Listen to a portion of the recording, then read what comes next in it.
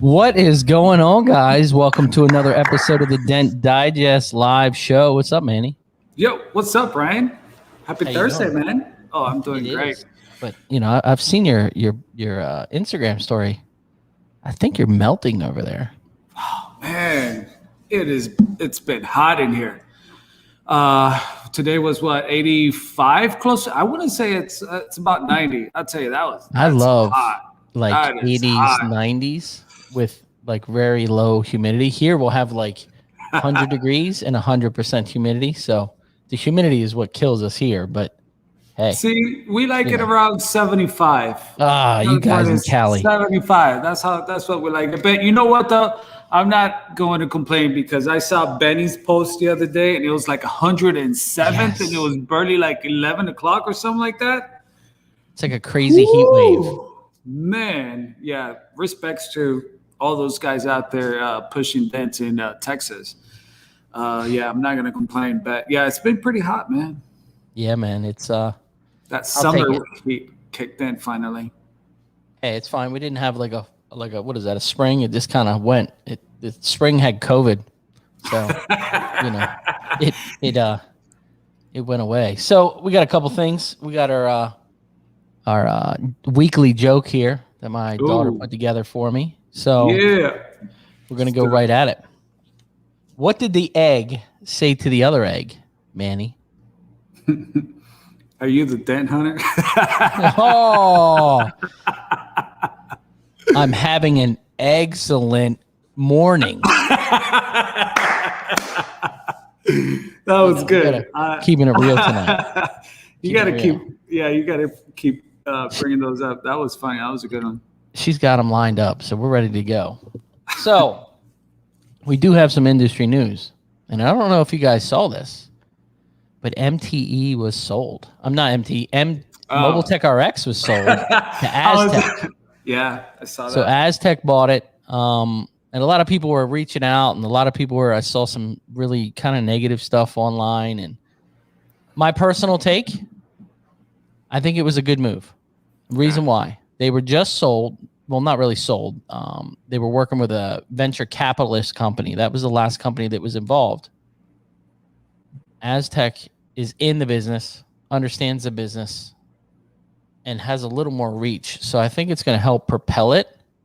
I think it's going to be a positive move. So, a lot of people freak out when things like that get bought. But I mean, look at Dent Wizard, still a Fortune 500 company, and they've been sold and bought I don't know how many times. So, I think it's a good move. So we'll see. It's kind of exciting to watch our industry kind of starting to evolve. It was just some dent guys that created that. So it just kind of. Yeah, that's what I was going to say. It's just that, the big part is that Mobile Tech RX, it played a lot in our industry. There was a lot of, primarily I think it was for dent guys, Yeah. And for us to be now part of another bigger company puts us in the map. You know what I mean? Yeah. We're not body shops and we're not body men's. This is a professional line of business, I think it's a good thing. I do too. And I spoke to Kevin Bird a couple times this week. Nice. He seems to call me when he's driving now, so it's been good. I love talking to Kevin because he's from Maryland, so he gets it. He gets it here. So, and you guys getting signed up for that dent trial? Oh yeah. People I don't know, Manny. The dent hunter is putting some serious skin on the table there. It's he's starting to go hard. I don't know if you guys saw that Tiger King. Even my wife was like, "So what are you gonna do?" Because that was pretty good. The Tiger King was good, and I've known about it for a couple weeks. I didn't know he was gonna do it there, but that was a good one. Oh man! Now, if you guys have not seen it, you guys got to go check it out on my IG. It's hilarious. Dent Hunters Arizona. It's hilarious, man. I've been sharing it with all like my friends, like local friends here. So, dude, I had people DMing me like, I didn't know Tiger King was out already. COVID. That's why. You know, he was released because of the COVID. Yeah. So that's the real Tiger King. That's not some joker. That's the real deal. He went through a lot. Is him? He went through a lot to get that. Yeah. I seriously thought this whole time that was actually someone that just looked like him. That he hired. That's him. He lives in Vegas. So you better buckle up, buddy, because maybe we'll see him at MTE. That is crazy. Maybe we'll see him at MTE. I actually thought that was someone else. Just looked like him. That that is crazy. That's definitely a story right there. Hey, shout outs to everyone that's on the comments, by the way. Sorry, we got some new guys in here, so that's exciting. Benny, Joshua, Adam, Alex, Matt, man, the family man, PDR, Dents and Dreams for sure. What is it? Dork. Some dork. Hey, John. Yeah, welcome everyone, man. Thank you guys. If you guys can chat. I was at a customer's house today, and I've done his cars before. And he's kind of a high-profile customer. You know, you go when you pull up to a guy's house, and the house is like, okay, and you see his garage, and you're like, oh my God, you know, he opens up the door, and there's, I don't know, $6 or $8 million worth of cars in the garage. You're like, all right, this is going to be a good guy. And I've done work for him before. He's like a professional 24-hour Le Mans race car driver. Like, he has his own team. He's a real deal. So I fixed his car today. I was there. I told Manny earlier, I was like, I was there for like 3.5 hours and only billed him $225. And I'm like, man, but the conversation we were having, it was totally worth it. When we left out of there, Shane was like, so what do you think? I was like, I think I got my money's worth. You know what I mean? So he goes, hey, I've got something for you. He was kind of excited. And I'm not a big book guy, so I'm really going to try to do this. And I need to read. Like, my wife's telling me all the time, you need to read some of these business books and some of these self-help books. And I'm just not a reader. But I started tonight. So I'm going to really try to do this just because he's such a good guy and such a good customer. He came out with a book, and it's getting released next week. And he was big in the medical industry, and his wife died of cancer. He's a huge car guy. So shout out to Ted Giovanna.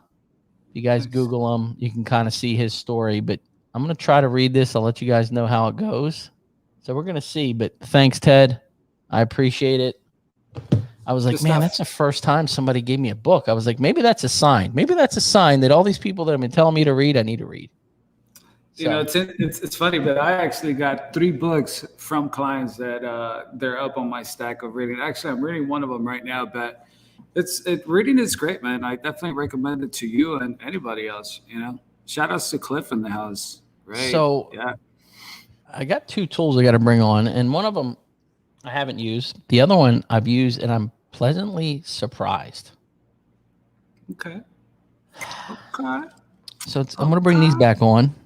Oh. The dentless tabs. Okay. And I was a big gangrene crease tab. Okay. And I was like, man, these things are the bomb, blah, blah, blah. Bro, this crease tab right here, oh my gosh, I was so surprised. And it's like he's got a couple different sizes. But this crease tab, it's like the larger one. Man, the gangrenes are getting replaced because this is a fantastic tab. First, I was scared a little bit because the shaft was a little big. Yeah, that corner, that sharp corner right there on the edge. Something about them. Really? Same kind of thing like I was saying about Vidine's tabs. Something about more edges for that glue to grab on. This is a really, really good crease tab. I use the dead center crease tabs too and the centipedes, but this is a nice tab, man. And I put it through the works the last couple days, and I'm really surprised. Really surprised. So I love crease tabs. I love this one. This one for me. For the skinnier one, I really couldn't get it to hook up real good. It's much skinnier than this. I wish I could bring up the picture, but it's much skinnier than this one. I really couldn't get it to grab as much as this one, but this one I was like, oh my gosh, that thing's gonna, do well. I love crease tabs because sometimes a good crease tab could pull like almost like a full dent, Because sometimes you start with, and then you end up with the sharpest point. And you're like, then you start using crease tabs, like 30 minutes in of pulling. And sometimes if you just start with a crease tab and get it nice makes it cleaner. Yeah. Do you see this? What's that? Oh, this is rod. The new Metal Medic Commando rod. Wow. So this thing has got a feature on it that I am in love with. Okay, I have not used it, but when I opened it, I was like, oh my gosh. So it's got the kind of angled tip end, kind of like Endeavor had when he came out with it. Oh my gosh. Sorry, guys. So if you guys see this end here, let me see before I put a hole in my garage door. See how it's got 3 bumps here? Yeah. 1 bump here, 4 bumps here, and 2 bumps here. What do you think that's for? I don't know. I'm actually when you're using a rod and you have multiple tips in there and you always have to bend over and look to see what tip where it is. You remember where they are and you can feel them. 1, 2, 3, 4. Yeah, you can figure out which, if you like the sharp tip in one and then the other one, with your finger where the tip is or what tip is up there. So I thought that was a fantastic idea. Okay. Got a good counterweight. It's like aluminum. It's got a little weight back here. So I thought that was, and the machining, it's aluminum with one of the regrips that are out there that I really like. But it's got multiple tip ends. I'm excited to use this. I've got a roof, go figure, sitting at the shop. But it's funny because every time I call Manny during the day, he's like, what are you doing? I'm working on this roof. He's like, shut up. Shut up. One. But this thing, put it through some work tomorrow. So I'm excited. I really, really like this because this drives me bonkers. I have tape on my other one to show, this is the sharp end. This is the soft end. So I really, really like that he put the time and thought in to, put those bumps in there. So his stuff, it's always solid, man. He really is, man. And, he's just. How long do you think that is? I think it's over 60 inches. I know it's the bigger side. So. Yeah, look at Adam. Adam's been working with me for a couple days, and he says, man, he does a lot of roofs. So, but I want to get the rest of the guys on here and get this thing going so we can get some real information instead of me babbling about the Dent Hunter and, yeah, shout out to Alex, man. He's in the house. So let's get this on. Austin in the house. Q. Ooh, what's up, Matt Boyette? What's going on, guys? How are you? How are y'all? Just living the dream. Hey, I wouldn't say I'm living the dream. I'm living something. Or someone's dream. Let's get the next one on. Mr. Pack, what's going on? Hey guys, good to see you. How are you? Good. Man, the show's been just fire, guys. Like the jokes, the bubble gum. It's like a soap opera. There's different levels, different storylines going. And now Alex, it's good. So good, thanks. Let's start. Let's start with Matt. How's business been? Yes. What's been going on? Business has been good. The car market, and kind of talk about that, right? I mean, what's going on there? That's been a big unknown. Watching every week what's happening there. You see your car lots get depleted of new inventory, and then you're waiting for this, because I do a lot of car dealers, and so we're just waiting for the semis to bring in a new load, and you're like, come on, baby, come on. And because we don't do a whole lot of new cars, but it's just that part of that cycle, right? You don't got the new cars, you're not getting the used cars. And so, I've been encouraged seeing them slowly get replenished. I feel like it's, taking a dip, but it's kind of feels like it's probably leveled, at least where I'm at. It's not at the scary level. It's at the, okay. And, the good side is that they've, I feel like they've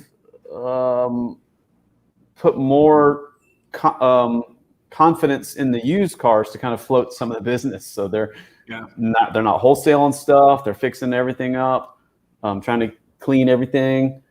So now, do you feel like you're fixing worse damage than you have regularly? Nah, I mean, it's about the same. Nothing worse. Not from my dealers. If anything, lately from my dealers, I've got less worse damage. But I don't think anything to kind of mention. I don't think so. It's been pretty consistent. How about you, Pac? What's been going on? But I see you finally got moved back into your shop. Yeah. It's the first half of the month was super busy. Like I was, just booked out all the time, and now we're getting kind of a lull. So our province is kind of opening up from COVID.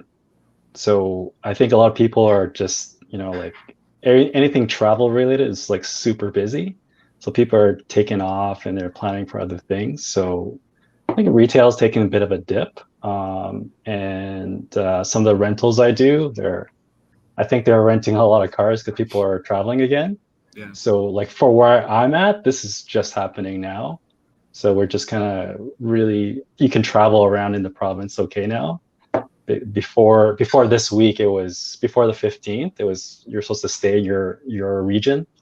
And now people are taking off everywhere. Yeah, so. And you do a lot of enterprise stuff too. I remember me and you were talking for a little while. Yeah. And let me tell you, I'm fixing way worse stuff than I was even the last couple years because they're having trouble buying cars.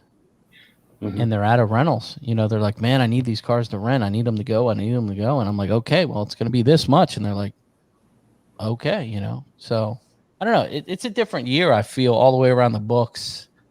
I feel the retail kind of twinkled a little bit. It kind of slowed down a little bit. But I think you hit a point there because people have been cooped up for 18 months or 15 months. And now they're like, shot out of a cannon. You know what I mean? Let me get out of here. Yeah. So everything like campsites, stuff like that, like taking boats and ferries places, it's all like booked out. Like it's hard to go anywhere even. It's so competitive.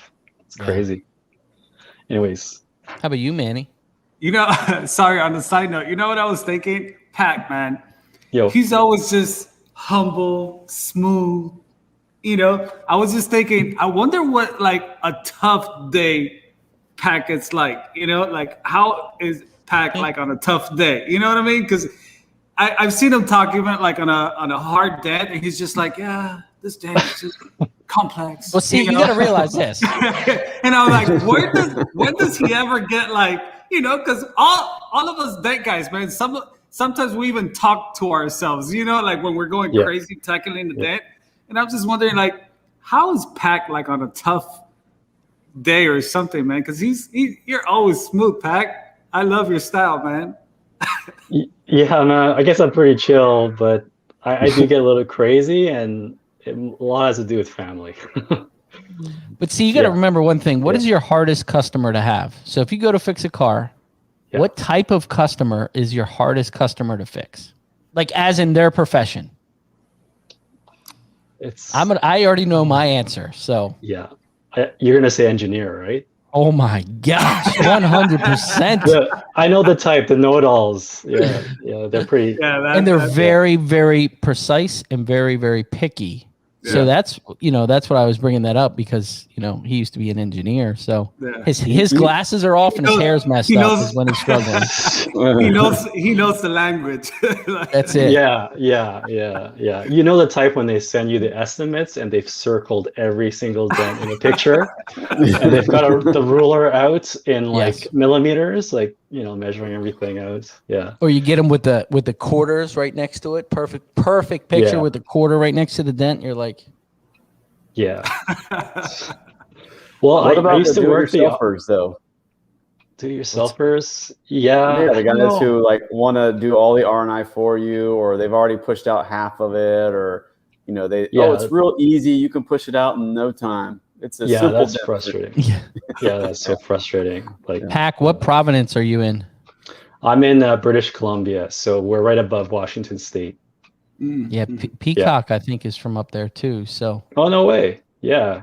I'm like 2 hours from Seattle, so very close. Nice. So yeah, sorry, Ryan. Going back to business here. Business is good, man. Honestly, maybe about 2 weeks ago, I felt kind of like a little slow, but that's because I feel like people were starting to go back to their normal routines. You know, people were trying to go back to work. Kids are going back to school.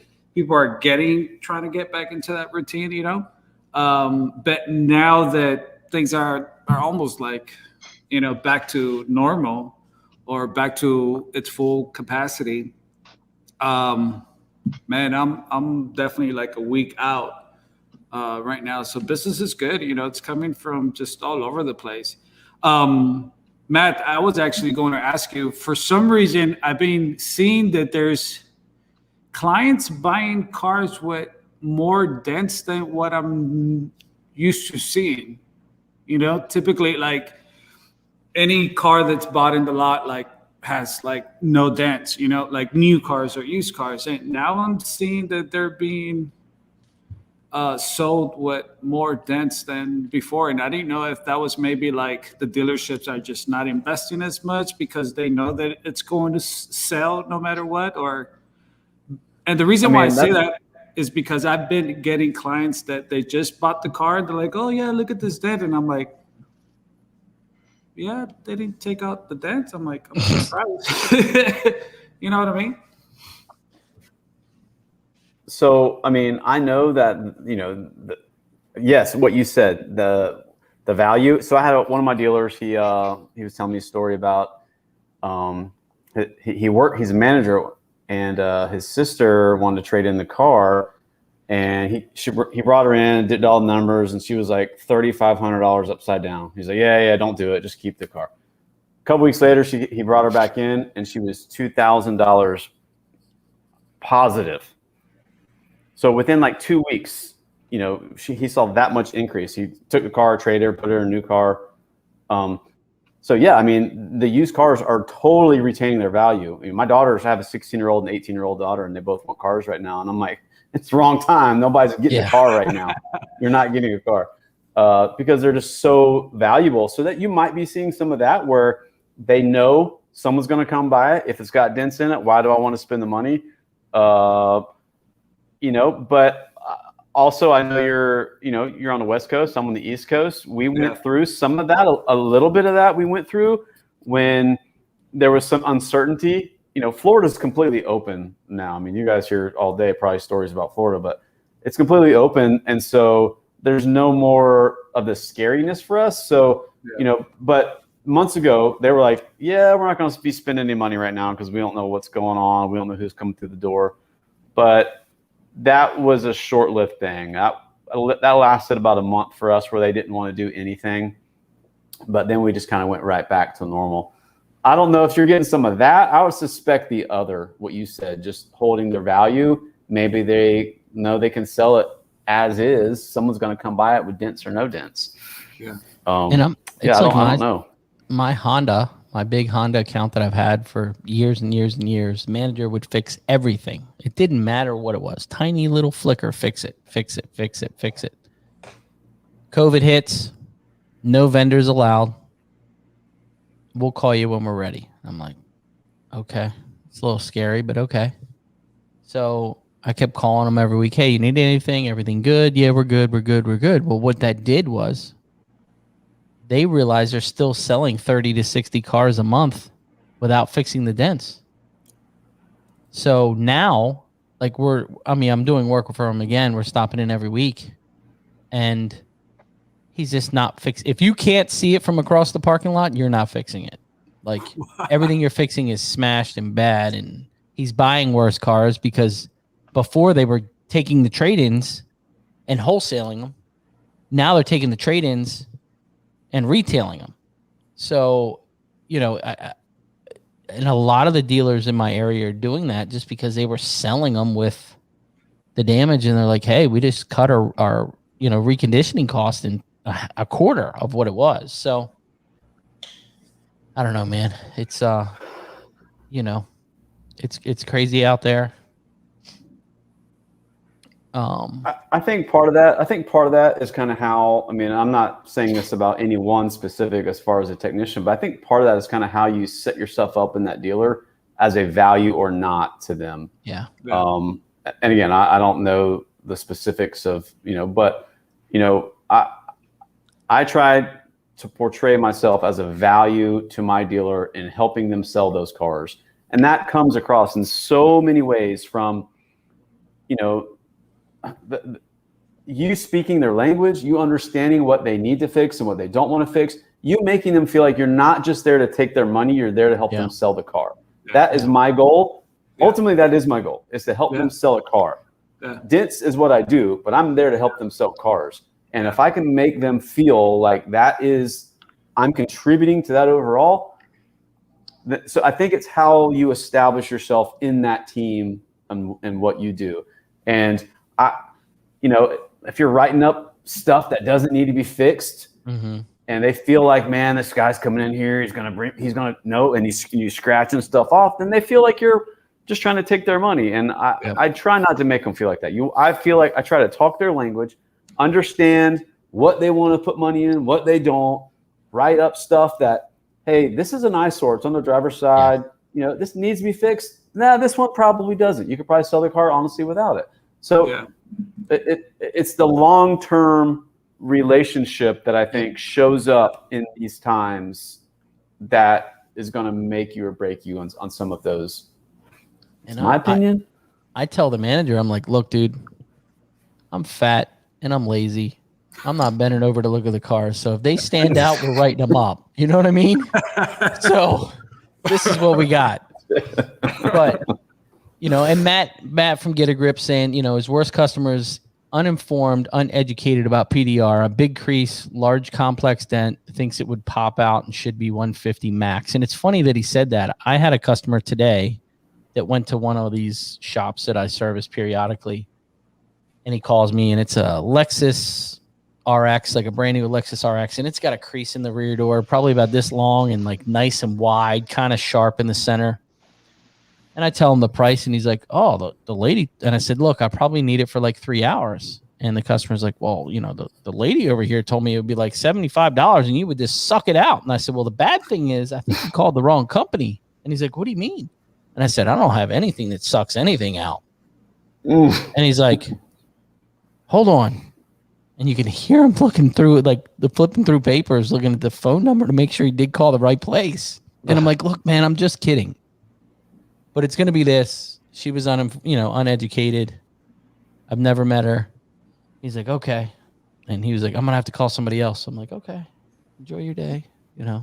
But that's a tough part, is the Pops a Dent people that have the infomercial and buy the thing at Target, and they're like, oh, I can just pop this thing out, or you get the customers when you look at the picture and you're like, did you try to repair this? And he's like, you can tell that on a photo. And I'm like, yeah, we can tell by the photo. Absolutely. How about you, Pac? How's it been up there with cars, and, has the damage been the same, or has it changed? Well, yeah, I can't tell. I can't really tell. It's not discernible, but I do notice that some people have been bringing the cars to get fixed to sell to the dealerships. Like guys, they have money and they actually are reconning their trucks and selling it back to the dealership for a check. And they're driving them for free for like 5 or 6 years because they're selling them for more than what they bought it for. Like, it's nuts. Yeah, we're pretty short on vehicles. And it's interesting though. Like, I think like Enterprise is like a big player. So like they probably buy for North America. So I feel like they have a little bit of weight. Like, they're still getting cars, and then they're renting them, and then when they're done, they fix them up and they sell them to the dealerships, and they're now doing lease returns, or they're kind of flowing towards that stream, that process more. So that's been interesting. What do you guys see of all of this though 5 years from now? Do you guys see that this is, is this going on a good route to see 5 years from now, or? No, I don't think it's going to take 5 years. And the reason I say that, look at the housing market. And I don't know how the housing market is there. Here, you put a house on the market at 8 o'clock in the morning, it's sold by 12 o'clock for $50,000 to $100,000 over asking with no closing, no contingents, nothing. Like, it's off the hook here. I look at 2015, it can only last so long. I have 2 dealerships. We're on a road. I call it the Ritchie 500. And there's like 14 dealerships here. And 2 of them are completely closed. A Dodge dealer and a Chevy dealer. They have no cars. So all of those people are getting laid off or furloughed because they can't work because they don't have cars because of the chip shortage. It's got to correct itself. You know what I mean? It's not some of these houses, you know, my buddy was like, man, I'm going to sell my house and we're going to kill it. I'm like, yeah, but you're going to pay 3 times the amount for the house you're going to buy. So at the end of the day, where's that market? You know, just like Matt said, right now is not the time to buy. Yeah. I had one of my dealers, they had 12 new cars on the lot. And they only 5 of them were for sale because they had to have one model of each, like, for people to test drive. So they only had 5 new cars for sale. But what they did is, I mean, they just filled up their lot with used. I'm not. Some of them were trades from that had people bought the new and then they kept the used, and instead of wholesaling, they kept them and had me fix them. But that's that week where it got really scary. Like, oh man, like this is about to have a climax here. But then you show up next week and they got 2 truckloads and another truckload, and they started replenishing. And then one of my dealers, they had they had less. I think it was like 98 used and 92 new, and they're freaking out. But my point is, that's the heaviest they've ever been with used, and they've just been throwing everything at the used, and the used it's been really good for me. I haven't seen a lull, but like I said, you're waiting for that cycle to come around, and you're hoping that it's not a huge impact into what we do when it does come around. But to me, like I said, what I saw, it was pretty short. It was only a couple weeks where there was this real bad dip of cars, and now it feels like it's starting to climb, and cars are coming in. They're just not as there's not as many. But man, you know, I do feel like there's always good that comes out of these things, and you just got to find what it is. You just got to find what it is. I'm a pretty positive guy. I always try to look for the good in things, and I mean, you just got to find what it is. And I like watching these things unfold to try to find out what those things are. You know what I mean? Like what these positives are. You know, that for my dealers, it's the way that they've completely revamped their intake of service, the way that they've done their service drive. Like they've completely changed it from how it used to be, how you used to park and get out, walk in, and now it's all like a mobile outside, and they're doing everything different, and it's all just been good and positive. It's just been interesting to watch back and see. You know, we've been in it so long. I've been in it so long as a technician, and things kind of, this is how they are. This is how they work. This is just how things are done. And it's been cool to see this little shakeup of things and see things being done differently and still successful, and still be an integrated part in that. It's been cool for me to watch and to witness and try to find little angles to do your thing still, you know. If you're not adapting, you're going to get passed by. You know what I mean? 100%. You've got to adapt. We had this conversation with Ted Giovanna, my customer I was with, and he's like, if you're not adapting by now,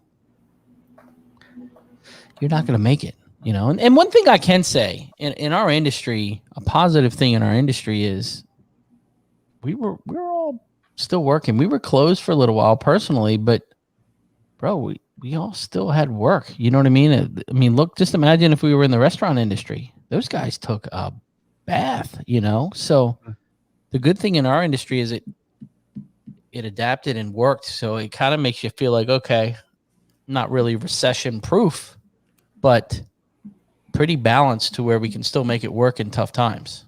Yeah. One thing for what we try to do is not just be dealer focused, but we do have a big retail presence that we try to do, so that when you see these lulls in dealers, hopefully, the retail is going up when the dealers are going down, and so it'll kind of balance you out. That's how we try to do it. And everybody's moving to Florida right now. I mean, I get a phone on I get a call on my phone that says New York, and I'm thinking it's some insurance guy or whatever, and it's a guy in my neighborhood wants a dent fix. And then it's like all these snowbirds, are coming down here, and everybody's flocking to Florida. So, where we drop in the dealer, we usually pick up in the retail, it seems like. And it's good because it gives us time to do that, where your dealers are down, you can kind of lean more and take on some different things in retail that you're trying to pursue or whatever, and then vice versa. So it's a balance for me personally to try to, keep those two things in harmony. But it's interesting watching it unfold for sure. Yeah. Yeah. I mean, it's like me. I've been in Google jail for a couple months. So, watching everything else on my end, my enterprise stuff is huge. We're in that $15,000 to $20,000 a month with enterprise, and thank God, because I would be in trouble. You know what I mean? Because my retail's been way down, but enterprise has been rocking. So, now retail's starting to come back and enterprise is still rocking. So we're kind of like this. But I mean, what are you feeling, Pac, on that? I mean, you do retail, you do enterprise, you do some other stuff. What's your thought process on the whole thing? Yeah, so I'm in a lull of both right now. But I know what you mean, like when everything's rocking. Like retail, you can make it wait, right? That's the nice thing about retail. Like some guys are willing to wait a couple of weeks, so it's really flexible. But yeah, like I guess I haven't been going mobile to shops, so I've been trying to bring everything to me. So I'm trying really hard to, it's changing. I'm trying really hard to double down on that. So yeah, I'm still figuring it out. It's only been since November since I moved into the shop space, but I really enjoy retail. Like, but I miss mobile retail sometimes. To tell you the truth, like it's wild and it's crazy, but it's really fun. Like you can get stuck out on a street and that's when I get stressed out, like working on the street. Like when people are walking by, kids are like, what are you doing? Like the same boy will come back and forth like 4 or 5 times. Calling the police because they think you're breaking into it. I got the cops called on me one time. Sheriff's pulled up and he was all mad because he was just like, why would someone call the cops on you guys? Like you totally see you're working, And then I had another lady just like, she literally walked up, are you stealing the car? And I'm like, no. My brother got put in a cop car. My brother got put in the back of a cop car doing a dent on the car. He was working at a dealership, and it got pulled up, a little small town up here. And what are you doing? He said, I'm fixing a dent. Oh, man, he put him in cuffs, put him in the back. My brother's like, I have the keys to the car. Why would I be trying to get in, like break in the car? I have the keys right here. He's like, and he had to go in the dealership and make sure. Where was he? Like, was he on a parking lot or? Yeah, probably on like a little grass, like a little like a dealership, and a little grass section on the side, working on a car. That's just out of the way where we all work, right? In the back and the corners. That's definitely something I don't miss, like just working on the side of Main Street or the open parking lot, man. So my respects to all the mobile guys still doing it, man. So, I have a comment on the mobile because, I just came from doing mobile to a shop, and we still do mobile, but, oh, man, it's a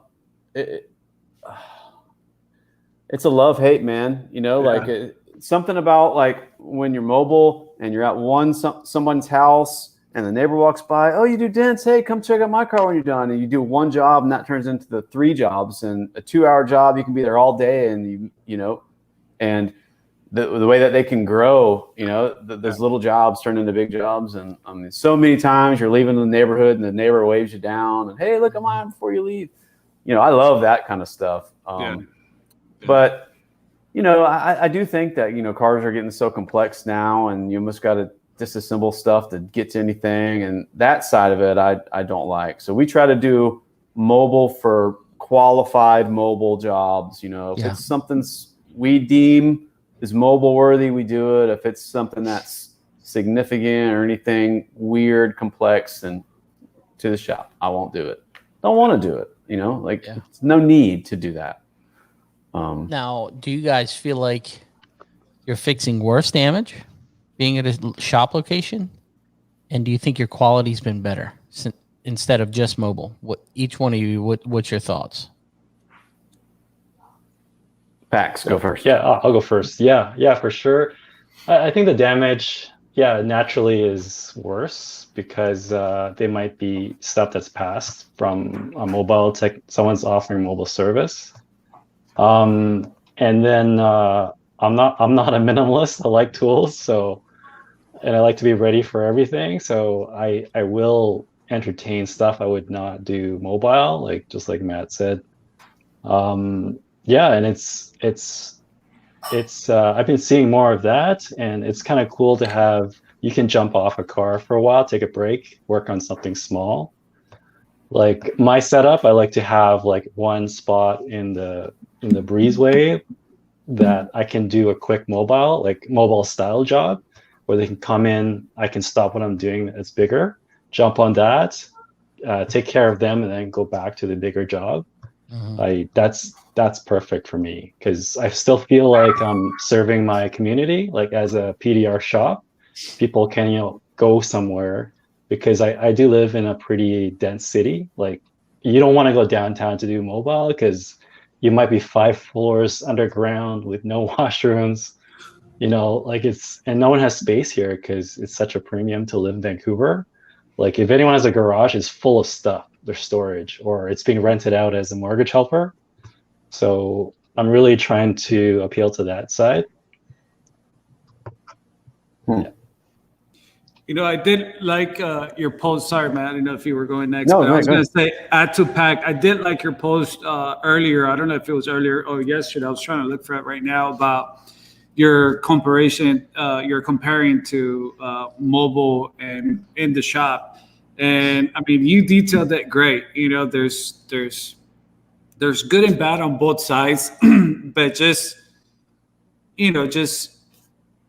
working in the shop, it's not that you're not doing that quality work outside, but just something about being in the shop that it takes your quality that extra step, But I can't remember exactly how you wrote it down, but it was really good. We're gonna lose customers if you're not leaving the shop, but at the same time you're picking up different customers, so it balances out, I think. And I kind of want to do harder work still. Like I always want to get better at this, so I appreciate the challenge. So you don't have an excuse too in the shop, as much of an excuse. You can still get out of stuff, but like in mobile, you can get out of stuff because there's so many reasons to not do it. Reasons for yourself, self-imposed excuses, or just excuses other people give you. Yeah. So one thing I've noticed working in a shop versus doing the mobile stuff is I spend a lot more time on repairs in my shop versus mobile because I have the time. Usually someone's left their car with me for the day or half a day. And so, if I don't have anything else booked in or no one's walking in the door, then I just keep going. And, versus if you're mobile, then your brain, or my brain at least, is telling me, you're going to have to move on. You know, whether or not it's the weather's changing or the lady needs her car, or, you know, pick up a kid from school. Like I feel more rushed, and I feel more maybe, I don't know, like I'm not on edge, but I just feel more like you're like this. Yeah, like it's either pressure. There's a time constraint there. There's a pressure. That's the word, pressure. I feel this pressure of like, hurry up. And in the shop, you don't feel that way. But I do know that, and I tell my client, I'm like, listen, you bring it in my shop, I guarantee you're like, I'm going to give you a quote. My quote, let's say my quote's $600. Like, you're going to get way more value if you bring it to my shop, because I'm going to spend the time on it there at my shop. Yeah. Like I'm just going to get into that geek zone where I'm just like picking out the smallest stuff, right? To where if it's a mobile, maybe you don't have the time to do that. Maybe they don't have the time to do that, you know? Yeah. And you have all these things fighting you. I did a mobile repair the other day. It was at a Porsche dealer or Porsche service thing, and it was on the lift, and the mechanic was waiting like this for me to finish the dent. Like, he was supposed to work on the car, and I had to fix this car, and he's waiting like this. He's looking at his phone, and he was cool. He was totally cool, but I know, like, I'm holding him up. He's not making money because I'm in his bay. Yeah. And, you know, there's it's just that lurking behind you of crap, I got to hurry. And so to me, you're going to get a subpar. If you put that pair side by side with that done at my shop, it would be better at my shop. That's just flat out truth from my perspective of that. You know, sometimes I used to find myself even being at, like, you know, your first appointment, 8 o'clock, and there's a dent with a lot of crown in it, and you just got to get in there, you know, and at 8 o'clock in the morning, echoing that, you know, that banging across the neighborhood was always like I was just trying to go slow, but I really wanted to, like, you know. Yeah, 100%. Yeah, absolutely. And that was always a big thing for me, you know, going some of these neighborhoods, and then here in the shop, I can make a song out of it. Yeah. You know? Yeah. I had my neighbor come over. He's like, "What are you doing?" Because I'm out there, you know, I got 2 foot long Endeavor. Bow, bow, bow, bow, bow. And he's like, "What are you doing?" And I'm like, "Fixing his roof, dude." Like, he's like, "Dude, I can hear it in my shop." I'm like, "Put headphones on." I don't know what to tell you. But, you know, I feel like on a retail setting, as in a shop, I feel like my clientele has changed. I feel like it's been hiring cars, and customers are, I don't know if it changes your credibility. I remember talking to Manny when we were when I was talking about opening up the location, and I really do feel like it changes the business. Yeah. I feel like some customers want to take it somewhere and drop it off. Some customers want you to come to them, but I feel like it gives your business a little more credibility and a little bit more stability. Like, okay, this isn't just some guy coming to my house. He has a location and he does mobile, but I don't know. I just feel like I can't even explain it. There's a question in the comments, and I think I know what that question is that how does someone as good as Bryce Kelly does such clean repairs being mobile and not having a shop? Like, we're talking that, like, you could make cleaner jobs in a shop. Bro, I ask that question every time I see his videos. And then the other question I ask, because he'll post something that's like, this repair was 10 hours or 12 hours. And it's like, you were in their garage banging away for 12 hours. Like, I mean, it's amazing. Obviously that's his deal. And I'm not trying to, I'm just saying, like, when I see that, I'm like, how there's no way I would even take that repair on at someone's premises. Zero pressure is what he said to me. He said zero pressure. He does not answer the phone. The phone stays in the van. He has zero pressure. He schedules those cars. He has an idea, just like us. We have an idea of how long these cars are going to take. But he legitimately that's all he has to do. And if he doesn't finish it, he goes back the next day, and it just kind of bumps him back, you know? So that's what he said. 0 pressure. He doesn't load up cars. If he's done at 12 o'clock, he goes home. Yeah. You know, if he's done at 7 o'clock, he goes home. And I'm like, dude, some of these repairs, I don't know how you're doing them in 10 hours. You know what? That makes big sense though, right? Because that's the big part that plays being in the shop is that you have 0 pressure. You know, sometimes, I mean, like Matt says, like if no one's walking in the door, it's just like you're on your own. You know what I mean? Like no one's bothering you.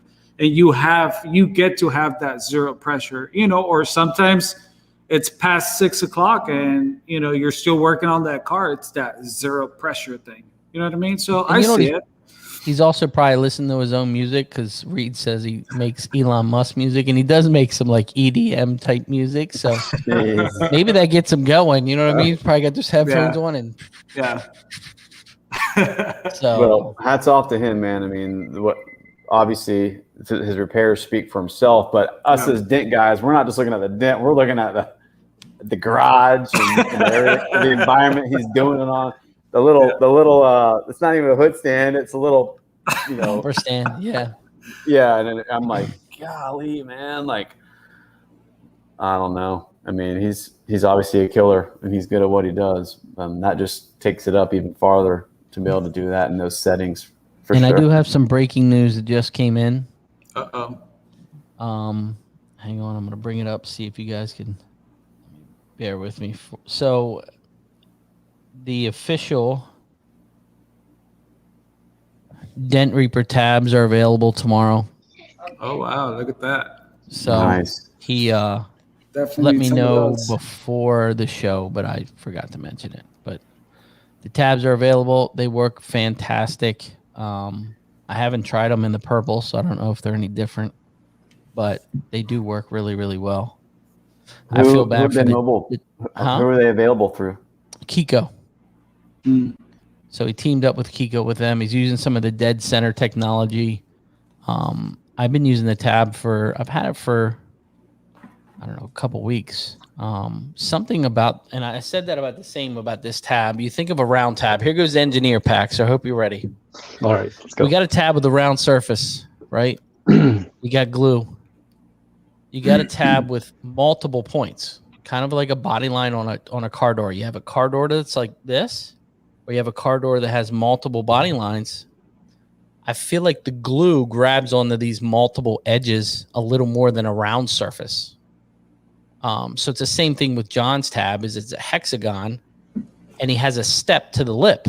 So the tab comes down and then it steps down again. So when that glue goes around and grabs, I feel like it stays on the tab better. What's your thoughts, Pac? Yeah, I think like with that extra surface area, I think it's kind of neat. So like you're saying the outside flanges are thinner? Yes. Yeah, so that's going to flex and keep the whole thing attached, right? And pull just the center and not pull the side so much. So you're not pulling that side of that metal. You pull more of that center. Yeah, that's really interesting. Wasn't it Gene? Didn't Gene give like a little discussion about tabs? And because, you know, for years it's been the face of the tab, like what it looks like. And you had the, you know, the old Worth ones that were all just ribbed concentric circles and everything. You know, they had these little, oh my gosh, some of the Kiko early ones, like a golf ball, had all the dimples, and it was all about the surface area. But so I don't know what it is. I mean, I know I think Gene said, I heard someone say that it wasn't about the surface as much as it was what it's made out of, the plastic that it was made out of. So I don't know. Obviously, there is something to it. And I think, man, that's what's cool about this industry is we're all learning everything about what it is. But it's definitely a science. Yeah. I don't know. But those look interesting for sure. So you guys, who's going to MTE? Oh man, I want to go. It's like this. He's like this. Yeah, I don't know. Come on. I want to go. I think I can make it happen. I think I can make it happen. I don't want to hear it. Just book. Is this Vegas you're talking about? Yes. Yeah. Vegas. Are you coming? I don't know. Crossing the border, it's like, I have like that cart, the Endeavor like cart attachments. It's been sitting in my U.S. mailbox for months. The mod rails? Mod rail. Yeah. I kind of forgot about it because I was like, I'm not crossing the border because they might quarantine me for 2 weeks coming back just to get pick up a package. I thought that was done for already. Not the U.S. border. I think maybe in July, but I don't know. It's up in the air, right? Like that can change anytime. So it's going to be a record show, guys. Like, is it? Oh yeah. I really think because there's been a lot of dent guys. We haven't been able to do them in how many events? 3 or 4 events. Yeah. I really think. I think the industry needs everybody to come out and just hug it out. That's all. Just hug it out. I know I regretted not going to the Anson open house. So did I. Yeah. Same. I was watching it in social, just pouting the whole time, like, God, man. Looking at every post that came up from whoever it was, and I was just like upset. I was just like, That's why you just need to book your ticket tomorrow. Just I know, book the ticket. I don't want to feel like that about this. So that's just book it. Matt, you got to come out compete too, man. Come on, I'm on there, but there's no other competition coming out, so it's just like, you got to come out. I don't know. If Pac came, I think he'd be in some trouble, Manny. Oh yeah. Yeah. Come on, man. He'd be in trouble. I'm not a competer in that regard. It's not come for on, me. man. It's 3 easy dents that you do all day long. Just a little crease, a little door ding, and a little rail dent. I don't know. It's never been my appeal. I mean, I love going to the shows. I love hanging out. I love doing the social thing and the networking. And I love, holding the tool in my hand. Like this one. Gosh. When you hold this in your hand, you guys have seen this tool? Yeah. I've seen it. This is a VJ tool hammer. I think it's beautiful, man. Like, it's so great, but when you put it in your hands, like something just kind of like, oh, okay. I mean, it's got these divots in it, in the handle. Like, I don't know, man. Like, there's something about it, right? When it when you put it in your hand and you feel it, and it just kind of speaks to you in a different way than. So I'm longing for that. Definitely, I want to go. They can feel that dent slayer. It's so far. I'm seeing like almost every company in the event. So far, if you look at like the chart of all the tool companies that are there, so far I'm seeing everyone in there. I don't. There's some stuff that are unofficial, and I won't say who, but there's some companies that will not be attending. I can tell you that. I know of a few.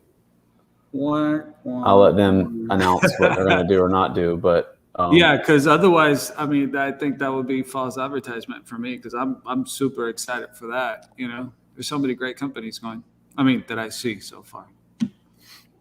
I think part of it is maybe some companies just aren't prepared for the show, for whatever maybe COVID has impacted them in a way that they're just not prepared, for that big of a, and then obviously some of the travel with masks and stuff. I know there's some dudes that are just like not happening, not going to do that. So I know there's a few companies that are going to not be in it. So it'd be interesting to see, because last year we saw how that just snowballed. Oh, if they're not going, then I'm not going.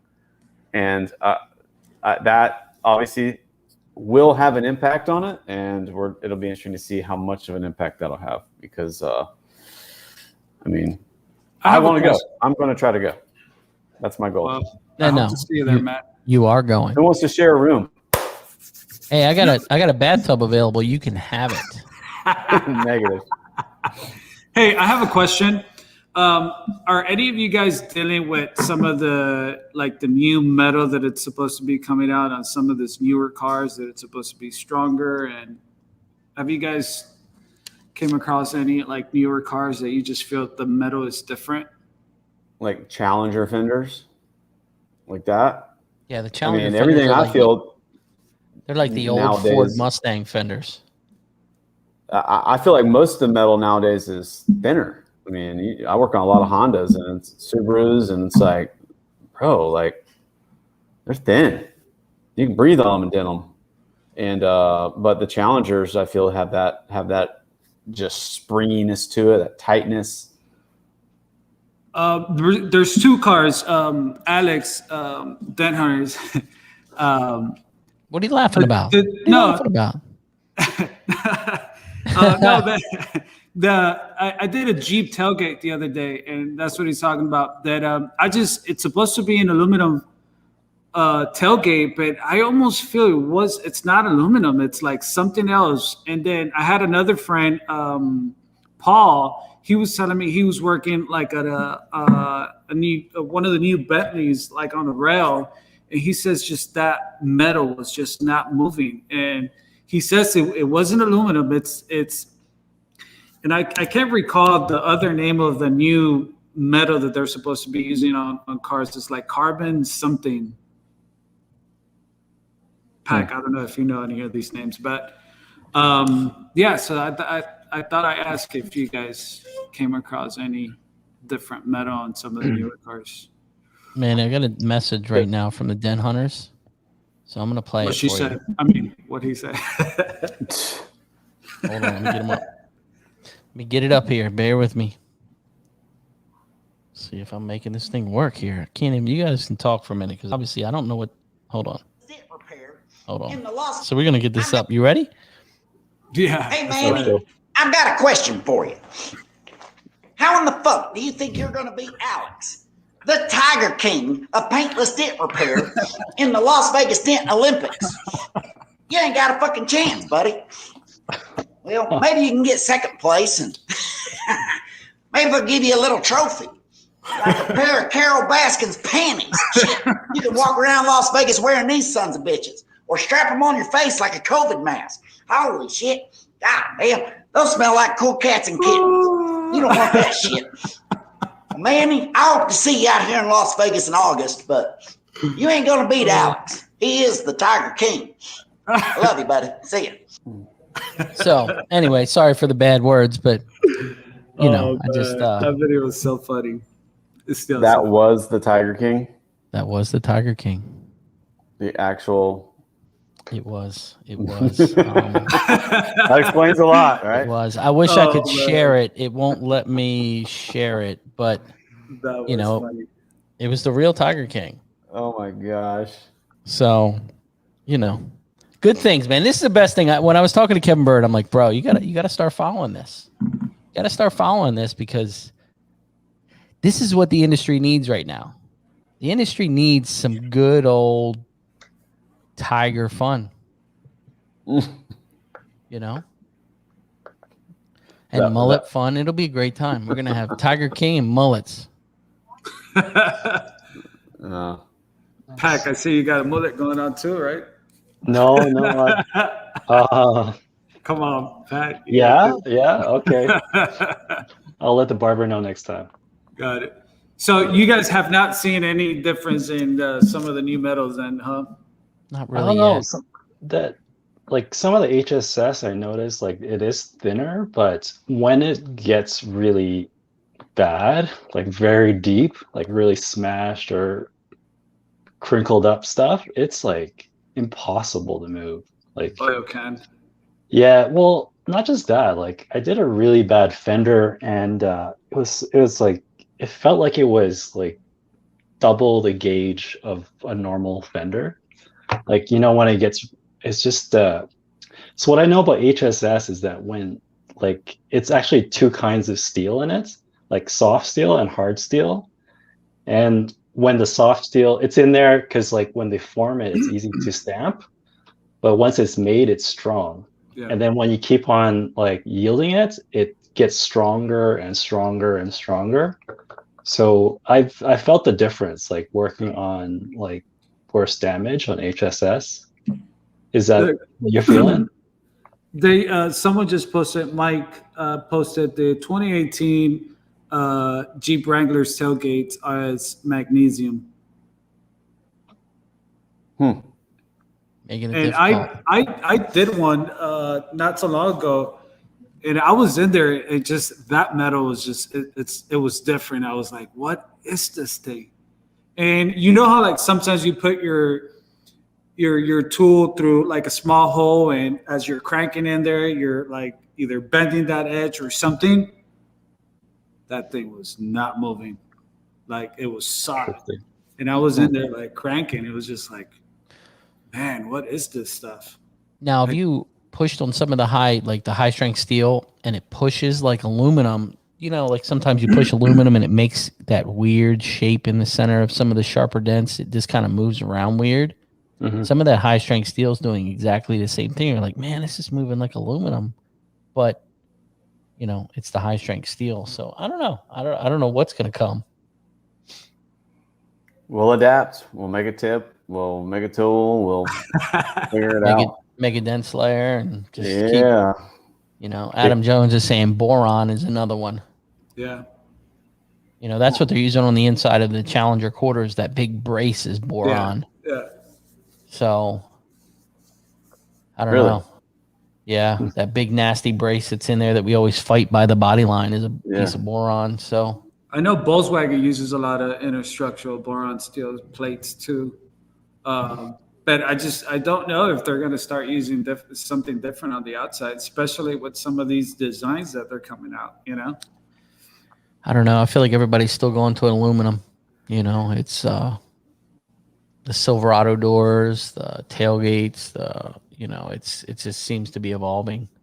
Have you guys seen a lot of just destroyed aluminum that if it was steel, probably been fixable, but just it's aluminum and it's just ripped. Yeah. Cracked. Yes. And it's like, oh man, you know, we got an accident and we got hit behind. We got an Audi all aluminum, and it took the damage well compared to the car that hit us. But everything was gone on that. I mean, what it hit was just done. No fixing. It's just garbage, right? Yeah. Like there's no repairing what was damaged on the car. So I hate seeing that, right? Because you see this stuff and it's just like, I mean, because there obviously there's a green element.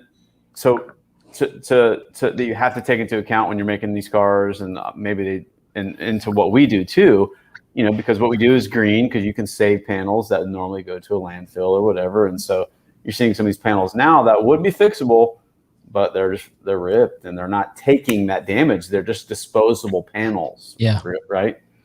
So it's a little sad to see some of that going on. Because, you know, for every action, there's opposite and equal reaction, right? And so, like, yeah, man, these are lighter. Maybe they're more fuel efficient, and you think that this is the way to go. But you know, now these parts that were repairable through either our means or even a body guy's means, they're just going right in the garbage. You're not going to be fixing these. So it'll be interesting to see how this comes around full circle, right, for us. Yeah. I don't know. I remember when Saturn came out, man, I was scared to death. Yes. Oh my gosh. The only thing metal on the Saturn was a hood and the roof, and you know, you're just walking top panels, you're not walking sides anymore. But then they started cracking and they're just falling apart, and they were dry rotting, and they just weren't holding up over time and just being very brittle. And you know, everything thinks they have the latest and greatest new best idea until it gets tested and the market tests it, right? And then, you know, 5-7 years later, it comes around. Yeah, maybe that wasn't the best idea making this out of this. So it'll be interesting to see how aluminum does in the market of repairing cars. You know, Yeah. I mean, I'd still say all the time, there's no way that aluminum door is as safe as a steel door. I just can't see it because you see them getting torn, and when they're hit, they're really hit. You know what I mean? Yeah. They're really crushed. I just don't. But I mean, the safety standards these days are a lot higher, and you know, that's why I think a lot of that stuff, like you said, someone hits you hit you in the rear and the front was gone. But it seems to absorb that energy more than an average car. Yes, it's supposed to absorb it and take it in instead of it hit and bounce off of it, right? It's just absorbing, but now there's no repairing it. Now it's absorbing, but now that's all garbage. Yeah. There's no, hey, we can fix this and keep it on the car and repaint it and patch it and be down the road. Now it's garbage. Yeah. So I don't know. It's just interesting. I like observing. That's kind of my thing, is observing these long-term things that play out over time. I don't know. Yeah. Well, it's kind of like airplanes, right? Like you can't do much with them. Like if the panel's messed up, you just have to replace it.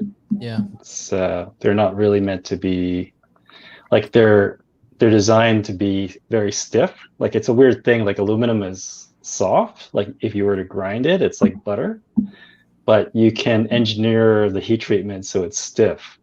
Yeah. And it's not. I don't know. It's hard to beat steel because it's cheap, right? Steel is cheap. It's formable. Aluminum is really expensive. Like it's really energy intensive to mine it and make it into sheet. So there's a lot of cost there too. Well, I hope you two, try to make it to Vegas. It's going to be worth it. I'm telling you, it's going to be a good time. I think that's it, guys. Unless you guys have some more, is there any tools that you guys have been using that you would like to highlight real quick? Yeah, I've got a couple. You saw my hammer. I just wanted to point this out. The tip from what is this? Drew's Tools. This tip is amazing. The titanium. I've had this tip for a very long time, and I used to use it on my blending hammer. Yeah, and awesome. This was before I got this hammer. And to me, honestly, it's almost identical of what this tip is. I mean, it's smaller, you can tell, but this tip, it's great. I thought, this and one of my edgy tips on a blending hammer was like my to-go blending hammer. And after I got this one, eventually I don't use it as often, but one of the things that I do use it now, it's just on a regular tap down. And you know how sometimes you have a really sharp, high spot that you try to use your sharpest, knockdown, and it's either too sharp where it makes a divot in the paint or it just slits off. I think that this tip is just have so many good uses. It's strong, it's solid. And, I think it's definitely one of those companies that doesn't get mentioned a lot, but they have gold. I mean, and this tip, I think this is one of them, Yeah, I agree. If you don't have this tip, I definitely recommend it because you can put it on, like I said, on a regular tap down, or you can put it on a blending hammer, and you're almost going to get the same, not, close to the same effect because they're just about the same shape or design, I want to say. So I just wanted to bring this one up. Drew's Tools. We got a question for Pac there. Yep. Is aluminum more tough to push because we slow pushes because the metal to bind and tense up? So he's asking is it because we push so slow that it seems to bind up the aluminum? What do you think? Why the aluminum is harder to do than metal? So aluminum is engineered to be stiff. So basically what we do when we push dents is like we're actually bending, right? Like we're not really yeah. So if you imagine an airplane wing, like they're made of aluminum heat treated T6, so they don't bend easy. So I think it can get really technical, but there's stuff between the grains in the heat treatment. It precipitates things between the grains so it doesn't slide around. And there's like dendrites that form inside the grains too. And it's almost like, it's kind of like when a snowflake forms on, or ice forms on glass, they have all these tentacles. All this stuff happens in the aluminum when they heat treat it for stiffness. So for the same amount of material, like the aluminum is going to be a lot stiffer. Like it's going to be a lot harder to bend with your tool. It's almost like a different metal. Like it's a totally different metal altogether. So it just behaves like so different than what we're used to with steel. I tried to But at the explain same it to time, the customer like it doesn't have a memory. It's soft. Yeah. It's soft. Like you can take sandpaper to it or a grinder and you can just rip right through it, but it's stiff. So there's two very different properties, but and the strength is a different property too. Yeah. Yeah. See, I'm glad we got the engineer on here. Yeah. Hey, I got a little bit of it. But it's okay. Oh, okay. That's right. Yeah. I'd love to do a video on it, like do something like metallurgy for PDR guys, because That would be fantastic. You should. I got to share it, right? Like it's something that I have inside me that people should know, right? It's just because of my mix of my experience, I have this. So like we should know this stuff. I think it helps helps with your decision making. And explanation to the customer. 100%, Ryan. Yeah. Like your tentacles of the snowflake that okay.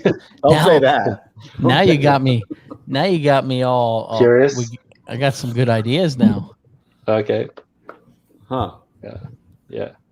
It's always interesting trying to explain to customers that aluminum is softer, but it's harder. And, you sound like some weird salesman at that point, trying to explain a real thing. I always sound like I'm, what do I sound like this idiot? This idiot, he's telling me it's softer, but it's harder. I don't get it. He's trying to upsell me on this. And that's not it. Obviously, you're trying to give a valid explanation, something that we see on a level that they don't really get. So, yeah, man, if you can explain that, that'd be awesome. Any of that educating us knuckleheads on how to, what we're doing would be great. So we'll see it tomorrow by 4 p.m. Right. And if you guys don't realize, Pax, man. his photography and his little clips, dude, I'm telling you right now, you're in the wrong profession. I don't know. I've been trying to shoot some video for explaining why, like, what's the underlying thing with all the Standliner tools, like why are they so different? So I shot some video of myself. Like I don't like shooting myself, I'd rather shoot other people.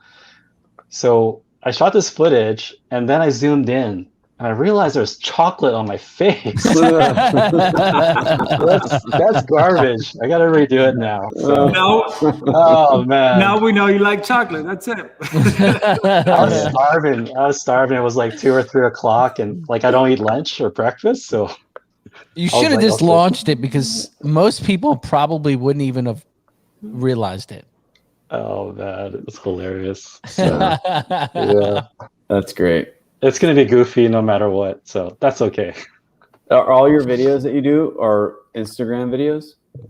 Well, I like the Standliner stuff. I think I want to put them on YouTube. So like, I know people don't look on a big screen, but I think you kind of need to see it on a screen to like, I really like the details, like the really tiny stuff, which is what PDR is, right? Like moving the big stuff is really cool, but being able to do it so you can match like the texture of the paint and all that like the real finishing part, that's the PDR part to me.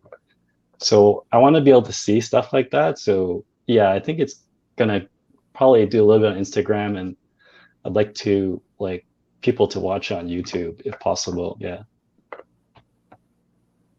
Nice. Yeah, you know what I mean? Like in watching. 100%. Yeah. Like the one that you did with the Korean style, like tap down from underneath.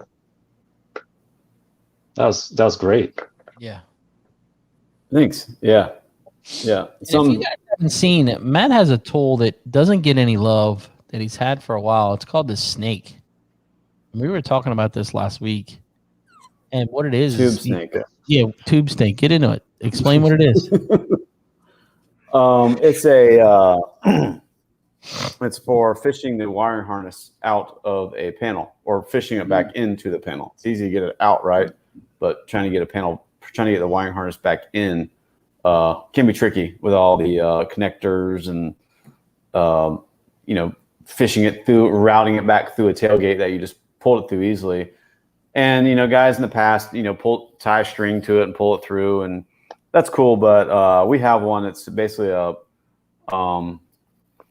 ripstop, like a Kevlar sleeve, like a tube, like a fabric tube with a zipper down it that you lay the harness in, and you zip it up over all those connectors, so it's sealed in this tube, and it has a zip tie type thing that sticks out the back that you can feed that now through the gate, and then you can pull the whole wiring harness unit back through without all the connectors getting jammed up and caught and bound. And I remember there was a Nissan that was almost impossible to get the lift gate off. A small car, might have been a Versa, I think it was another one, but it was just like next to impossible. Like complete bad design. They should have had a quick disconnect right at the back of the hatch, but not. You can't get to it, at least fairly quick. You can't. So we would just pull the tailgate off with the harness in it and spin it around, leave it on an extra hood stand beside the car while we did the roof. Like, not leave the wires all in, but this thing, it just allows you to pull them easily through, in and out through a cavity without it getting bound up. And the reason this came up was Shane and I working on a Pacifica. And if the Pacifica has a power lift gate, it connects right underneath, when you open up the gate. If it doesn't have power, you've got to pull the harness all the way through. Unless you're we couldn't find it. It was down in the sail, unless it was down all the way at the floor. I mean, we looked as far down as we could and couldn't find a disconnect. So, and the new Pacificas, even the power lift gates are super weird because you have a disconnect inside the car right behind the gate at the top of the roof. But it also has the plugs that come up and go into the gate that actually snap face in to the gate, 2 plugs here. So you have to unclip both sides of that plug to unclip it out of the gate. It's a disaster. And so that's the reason I was asking you last week. I was like, do you sell money of those? Because let me tell you, Shane was pissed because all the plugs were getting stuck. We're trying to get it. They would get like turned and jammed up in there. And you're like, God, we just cut this, So I don't know. It's about right. Like anything, I guess the whole story of PDR tools is we all started with retrofitting something not designed for this industry, whether or not it was making a tool out of a trunk rod. Right? You're always finding something. You walk around a hardware store trying to find something that works for this industry. And it's making things specific for what we do.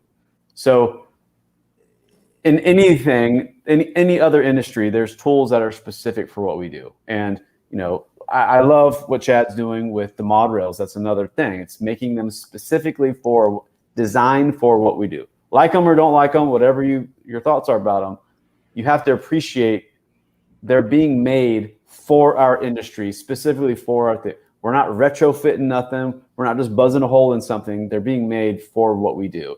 And you have to appreciate that evolution of things, right? I do, at least. And then the same with this tube snake thing. It's something that's made for what we do.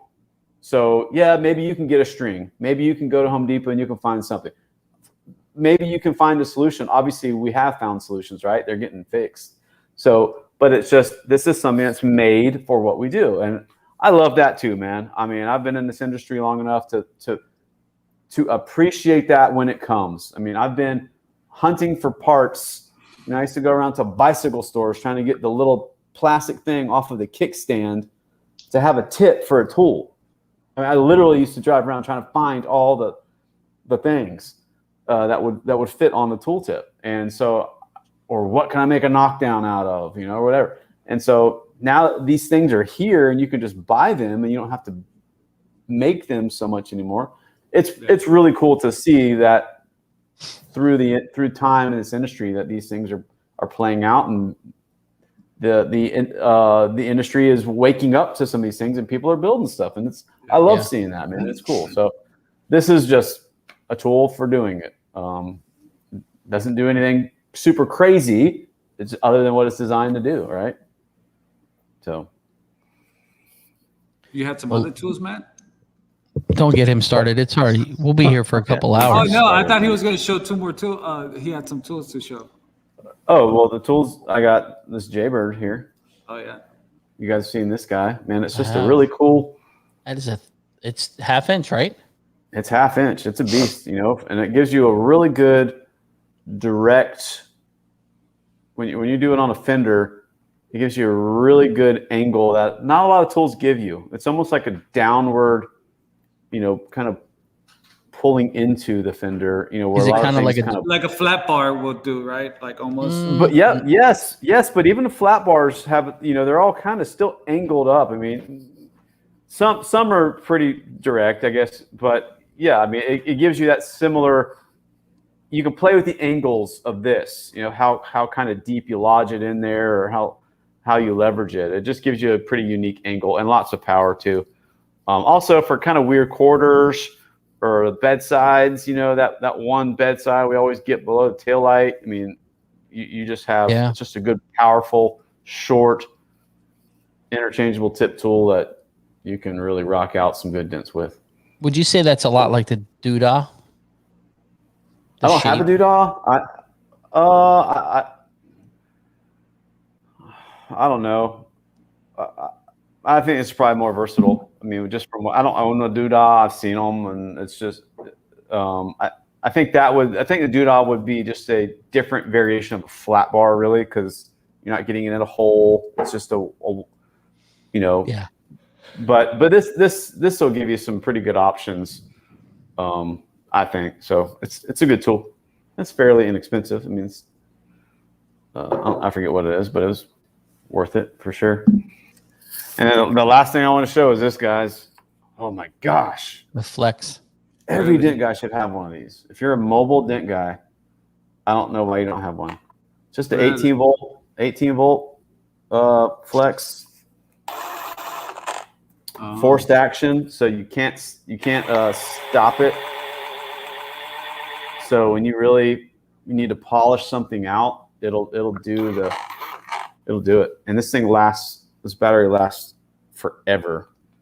I have two. It comes with 2 batteries. I charge them like once a month, maybe.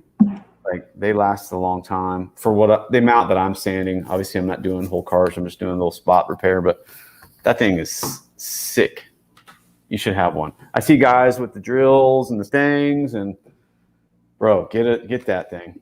I have the little Milwaukee, obviously little 3-inch things, and if I have to do a little sand, I'll get the heavy work out with that first, and you come back and you can just lay it on thick with this thing and just dress that panel so nice.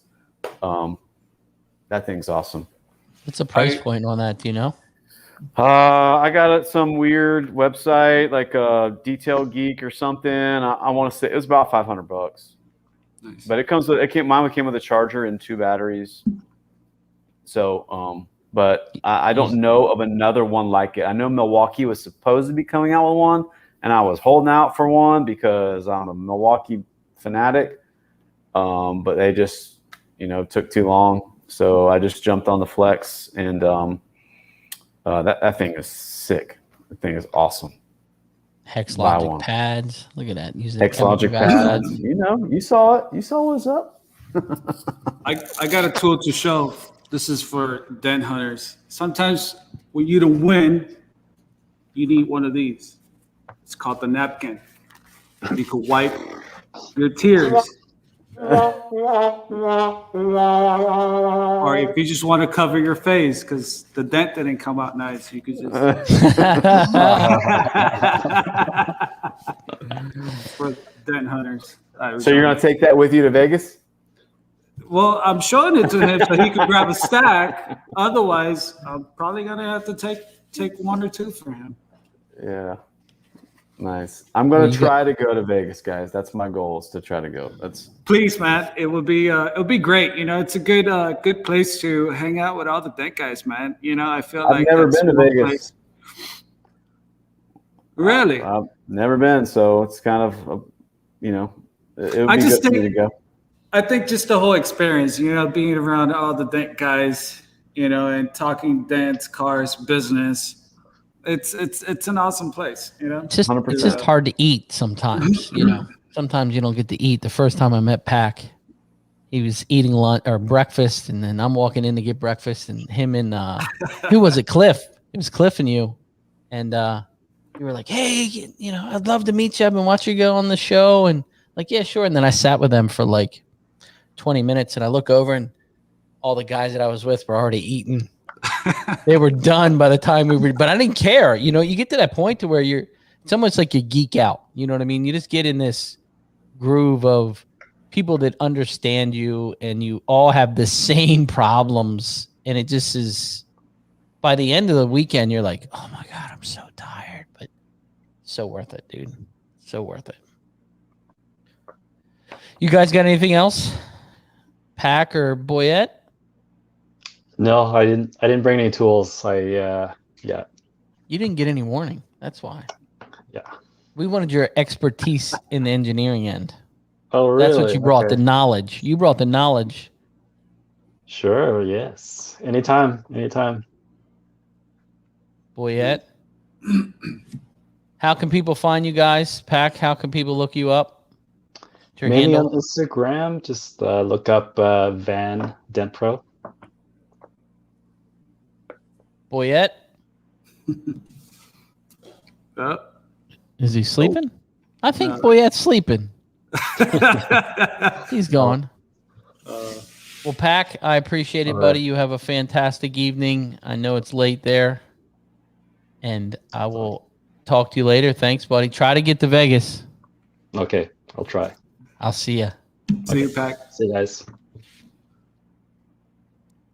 It's a good show. Yeah, completely. Hour and 32 minutes. I couldn't stop because there were so many people in here watching. I was like, yeah, we're not stopping now. So, I'm still amazed. Pac's energy, man, just real cool, just humble. He is. He is. And he's a hell of a tech. If you guys haven't watched this stuff, I'm telling you, dude he's the quiet guy over there. I'm telling you, man, I think he would take you at the dent trials, man. I'm telling you. Oh yeah, for sure. And I think the dent hunter would have no chance against Pac. I mean, he would definitely, He'll need like a whole row of these. Much love to Dent Hunter. Alex has been a supporter of the show for a lot of years. So, but let me tell you another thing. It's funny. James Bernard's in here. Oh yeah. I have really been enjoying the Dent Whisper with Michael. So I was laughing my butt off earlier in the week. So you guys keep that up. It's really fun to watch. I really enjoy it. And I just want to say, man, if anyone's thinking about it, not sure about, Mobile Tech Expo in Vegas, man, just go for it. Just take that week off, take those days off, and take a vacation, and you know what I mean. I just think that I think the industry needs it. And that's what I said to my wife. I looked at my wife and we were talking about it, and I haven't traveled with COVID, and it's my kid's birthday, the 27th. So, it was kind of like, she's like, you remember it's Macy's birthday? And I was like, yeah, but I hate to say this, but I feel like I have to go. Like it's the industry needs this right now. Like it just needs it. So if you guys, you don't even want to know what my flight was to get there. It was like $760 some to get there. Didn't matter. There's going to be some changes for sure, but just adapt and you'll be fine. It's going to be a good time. I'm excited. I don't know. We're going to see. I'm excited to see if we see the Tiger King. I think we will, man. Well, Manny, Another Thanks, good Ryan. night. Next week, no show. I am taking the week off. I'm going away to the beach, which is only like 2 hours away with the family. Nice, man. So I'm You going to deserve enjoy it. the weekend, kind of chill, reboot. And then we got some bangers coming up. So you guys are we got some good shows coming up. I'm excited. It's going to be a good couple weeks, some good information, some good texts, and it'll be fun. I appreciate every single one of you guys that have watched. Yeah, man. Manny. Thanks, everyone. Thank you, Ryan. We've been having fun, man.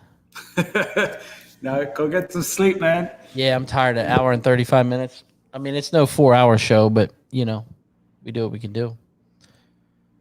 You guys have a fantastic evening. Keep it real.